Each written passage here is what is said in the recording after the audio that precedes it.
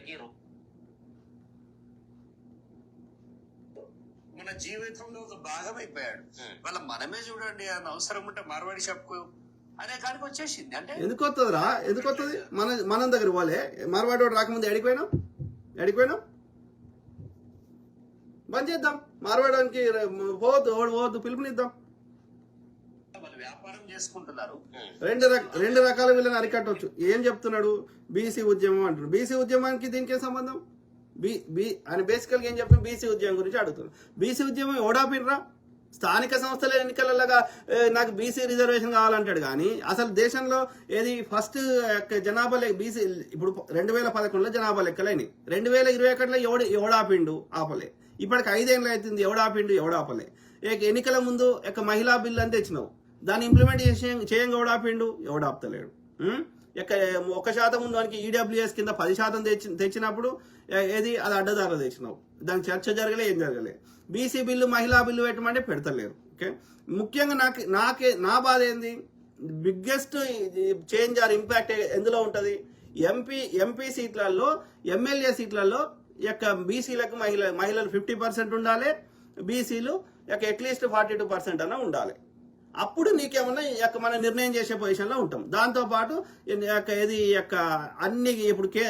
అన్ని శాఖలలో అట్లనే ఒక స్వతంత్రంగా పనిచేయాల్సిన వాటిలలో వాటిని ప్రజలు ఎన్నుకునే విధంగా ఈ విధంగా కొన్ని మార్పులు తీసుకురావాలి. బీసీ బిల్లు పెట్టంగా, మహిళా బిల్లు పెట్టంగా ఎవడు ఆపుతలేడు.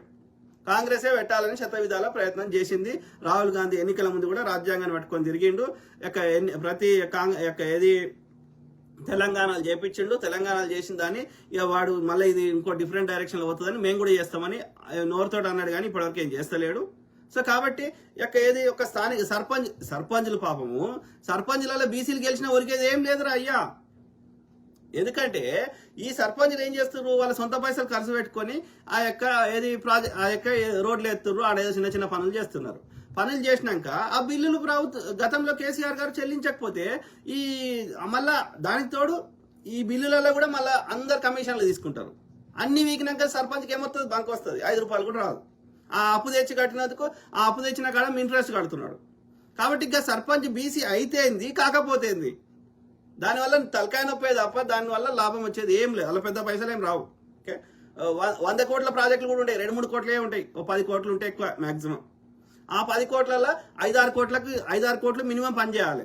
పని చేసినాక 3-4 కోట్లు అదనంగా వచ్చినాయి, వానికో కోటి వీనికో కోటి ఇచ్చినాక అప్పుడు నీకు 1-2 కోట్లు వస్తాయి. ఆ 1-2 కోట్లలో మళ్ళీ నువ్వు వాడికి మిత్తి కట్టాలి. అన్ని వీకినాక ఏమొస్తాయి? బంక్ వస్తాయి. ఏం రావు వానికి. అట్లా బిల్లులు చెల్లించకపోతే ఆత్మహత్యలు చేసుకున్న వాళ్ళు, కూలిపోయిన వాళ్ళు, అప్పు కట్టలేక బాధపడిన వాళ్ళు చాలా మంది ఉన్నారు సర్పంచులు.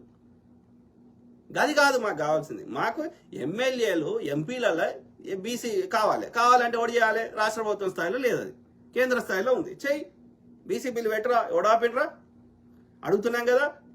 మా రాష్ట్రంలో చేసినాంరా, దేశమంతా చేయరా అని అడుగుతున్నాం కదా మోడీ. కానీ కాంగ్రెస్ని అడుగుతారు. స్థానిక సంస్థల ఎన్నికలలో కాంగ్రెస్ని తిడతారు తప్ప ఈ వాడుకోళ్ళు ఒక్కడు కూడా మోడీ గాంతో బీసీ బిల్లు పెట్టమని కొట్లాడాడు. చక్రధర్ గారు కానీ ఇంకోటి కానీ ఆ మేకపోతులు నరేందర్ అంటే ఆయన కానీ ఇంకోటి కానీ ఎవడు కొట్లాడు. వీళ్ళందరూ బీజేపీ సంఖ్య నాకే పాడుకోవాలి.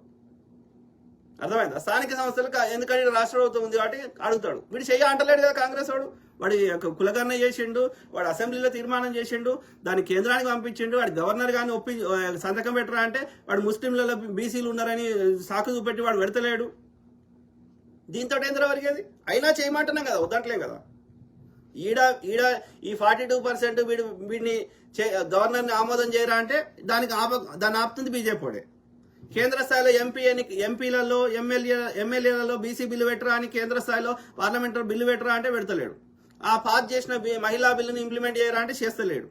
వాంతోడు కదా కొట్లాడాలి. జనాభా లెక్కలు చేయరా, కులగన్న చేయరా, ఈ బీసీ బిల్లు పాస్ చేయరా, మహిళా బిల్లు పాస్ చేయరా అని కొట్లాడదాం పదా మోడీ గాంతోటి. వద్దంటున్నామా? దానికి దీనికి ఏం తినాలి? ఇంకో దానికే కదా, అది డిఫరెంట్ సమస్య. దానికి అది కొట్లాడతాం, దీనికి ఇది కొట్లాడతాం. దానికి లింక్ ఏంద్రా చక్రధర్? నువ్వు ఎన్ని పార్టీలు మారినవరా వాళ్ళ నా కొడుక? నీకో సిద్ధాంతం, మన్ను మశానం ఏడిచిన అది కదా, ఆలోచించండి. సో ఆ క్రమంలో వాడు మన లోపల ఒకటి కలిసి మన కల్చర్ కి మీద దెబ్బ కొట్టకుండా, మన వ్యాపారం మీద దెబ్బ కొట్టకుండా, మన ఆర్థిక వ్యవస్థకి సహకరించి ప్రాపర్ గా ట్యాక్సులు కడితే వాడిని ఎందుకంటాం ఎవడేమనం ధర్మం కరెక్ట్ వ్యాపారం చేస్తే, ఫేర్ గా వ్యాపారం చేస్తే వాడు అయినా వాని సర్వీస్ బెటర్ ఉంటే పోనీ, అప్పుడు మా సర్వీస్ లోపం ఉంటే మేము సరిదిద్దుకుంటాం. కానీ అధర్మంగా ఈ యొక్క దొంగ వ్యాపారం చేస్తున్నాడు ఎట్లా కలుస్తుంది? కాబట్టి మన తెలంగాణ ఎవరైతే ప్రాపర్ గా ట్యాక్సులు కడుతుర్రో, అది ప్రాపర్టీ ట్యాక్స్, అది కార్పొరేట్ ట్యాక్స్ కావచ్చు, లేకపోతే ఇన్కమ్ ట్యాక్స్ కావచ్చు, జిఎస్టీ కావచ్చు, అట్లాంటి ప్లస్ లోకల్ వాళ్ళని ఎవరైతే తయారు చేసుకుంటారో ఆ వ్యాపారాలని సహకరించండి. వాళ్ళకి అవసరమైతే అన్ని రకాల ఏమంటారు ఆర్థికంగా కానీ 0% రుణాలు కానీ ఎట్లానే చేసి ఈ వ్యాపారాలు బతకనియండి. ఓకే, వీళ్ళ వల్ల ఇక్కడ ఆర్థిక వ్యవస్థకి లాభం అవుతుంది. ఇట్లా చేయకుండా ఇవి పాటించకుండా చేస్తున్న దొంగనా కొడుకులు ఎవడైనా సరే, ఓకే, అది మార్వాడోడు కావచ్చు, ఆంధ్రోడు కావచ్చు, ఇంకోటి కావచ్చు, వాళ్ళ యొక్క ఆ వ్యాపారం చేసుకునేటువంటి పర్మిషన్ రద్దు చేయండి. ఇది నేను 4 కోట్ల మంది తెలంగాణ ప్రజల తరఫున తెలంగాణ ముఖ్యమంత్రి సీఎం రేవంత్ రెడ్డి గారికి ప్రాధేయపడుతున్నా, రిక్వెస్ట్ చేస్తున్నా. ఓకే, ఎందుకంటే మనకి చెడు చేస్తున్నది. ఓకే, అట్లనే ప్రజలకు ఏం రిక్వెస్ట్ చేస్తున్నా అంటే ఈ ఎవడైతే ఫేర్ దందా చేస్తలేడో, ఎవడైతే ట్యాక్సులు కడతలేడో, ఈ మార్వాడోడో గుజరాత్ వాళ్ళ దగ్గర ఒక్క వస్తువు కొనకండి. దానివల్ల మనకి ఏ రకంగా మన ఆర్థిక వ్యవస్థకి యూజ్ కాదు. వాడు ఇల్లు కొనుక్కోడు, ఈడ జాగ కొనుక్కోడు, ఈడ పండుగ వస్తే కూడా పండుగ వాని పండుగ కూడా ఈడ చేసుకోడు, వాని పండుగ కూడా వాని ఊర్లో చేసుకుంటాడు. వాడు మనకెందుకురా? ఆలోచించండి మిత్రులారా దయచేసి. ఓకే, లేకపోతే మనం అడక్క తినాలి. ఇక మార్వాడ దగ్గర అడుక్కొని తినాలి. ఆలోచించండి. సో మీ కామెంట్ వాళ్ళు ఫోటో పెట్టి, నా ఫోటో కూడా పెట్టి పెయిడ్ ఆర్టిస్ట్ అంట. నేను ఎవడిచ్చిర్రా నాకు పెయిడ్? చెప్పండి. తెలంగాణ శ్యామ్ అకౌంట్ లో 10 రూపాయలు ఓడేసిండో చూపెట్టారు, మీకు దండం పెడతా. పిడమర్తి రవి అకౌంట్లను ఇంకెవరైనా మాట్లాడుతుంది ఈ ఇష్యూని జెన్యున్ గా మాట్లాడుతున్న ఎవరి అకౌంట్లో అయినా వాళ్ళు పేడ్ ఆర్టిస్ట్ ని బొమ్మ పెట్టిండు కదా, ఎవడో పెట్టిండు కదా, మన తల్లి కూడా ఎవడో పెట్టిండు కదా,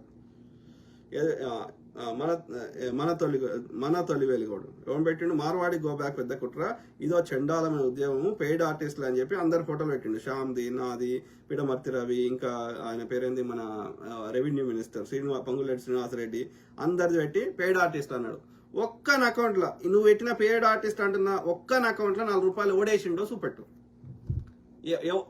ఇప్పుడు మా అకౌంట్ లో నీకు ఏమంటారు ట్రాన్సాక్షన్ తీసుకురాకపోవచ్చు, కానీ నీకు ఎవడైతే నువ్వు పెయిడ్ మాకు పే చేసిండు అనేది నీకేదో తెలిసినట్టు ఉంది కదా.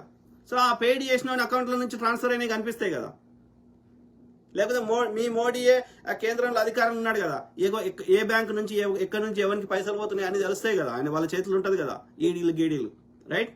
సో కాబట్టి మీ మోడీని సంకనాకైనా సరే, లేకపోతే నీకు తెలిసినోడు ఎవడు డబ్బులు పే చేసిండో వాని ద్వారా ఆ ఫైనాన్షియల్ ట్రాన్సాక్షన్ తీసుకొచ్చి బయట పెట్టి గిన్ని పైసలు గీడి ఇచ్చిండు అని చూపెట్టు.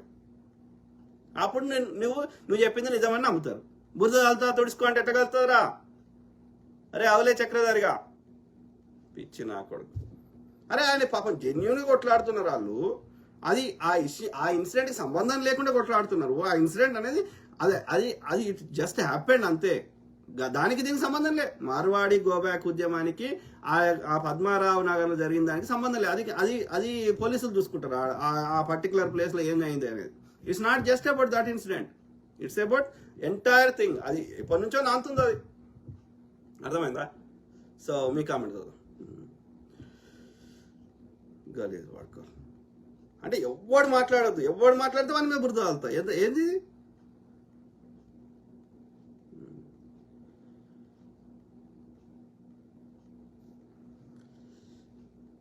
ఏమంటారు? రజనీకాంత్ బొక్క సూపర్ గా మాట్లాడారు. Thank you to everyone, all my brothers, sisters, friends, everyone. Okay, Suresh Kumar thank you ఏమంటున్నారు సార్? యువర్స్ మహేష్ బాబు. మార్వాడీలు గోబ్యాక్ నినాదంలో communist, Congress party, BRS party, ముస్లింల కుట్ర ఉంది. ఏమన్నారా? కాంగ్రెస్ వాడు నాకు పైసలు ఇవ్వమంటుండా, కమ్యూనిస్ట్ వాడు అడుగుతుండా. అత్యంత పేదరికమైన పార్టీ కమ్యూనిస్ట్ పార్టీ, అర్థమైందా? బీఆర్ఎస్ పార్టీ ముస్లింల కుట్ర, అన్ని పచ్చి అబద్ధాలు. ఇలా హిందువులారా, మొన్న కోమటోళ్ళని సామాజిక స్మగ్లర్లు అన్న వాళ్ళే ఈరోజు మార్వాడీలు గోబ్యాక్ అంటున్నారు. కోమటోళ్ళని ఏది సామాజిక స్మగ్లర్లని ఎవడన్నాడు? నేనైతే అనలే. ఓకే, ఎవడనలే. ఒకే ఒక్క ఆయన అన్నాడు ప్రొఫెసర్, ఆయన పేరేంది కంచె ఐలయ్య గారు అన్నట్టున్నారు ఒకసారి. ఎందుకన్నాడో ఆయన వివరణ కూడా ఇచ్చిండు. ఎందుకన్నారంటే ఆయన కుర్మాయన కదా, వరంగల్లో ఎక్కడ ఏదో ఊరి పేరు చెప్పిండు. సో ఆయన ప్రొఫెసర్ గారు, ఆయన అనేక పుస్తకాలు రాసినారు, చాలా మేధావి, ఓకే, అన్ని విషయాల మీద పూర్తి పరిజ్ఞానం గల వ్యక్తి.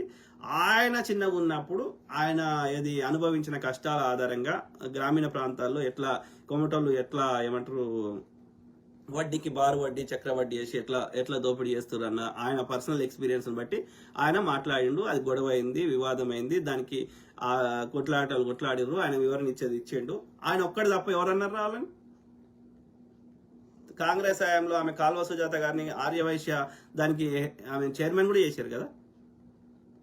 కాంగ్రెస్ ని ఒక డిఫరెంట్ స్థాయికి తీసుకుపోయినటువంటి ఇలా బాపు జాతిపిత అని చెప్పి మహాత్మా గాంధీ ఆయన కొమటాయనే కదా. ఎవరేమంటారా కొమటాలని? ఎవరేమంటలేరు. అర్థమైందా?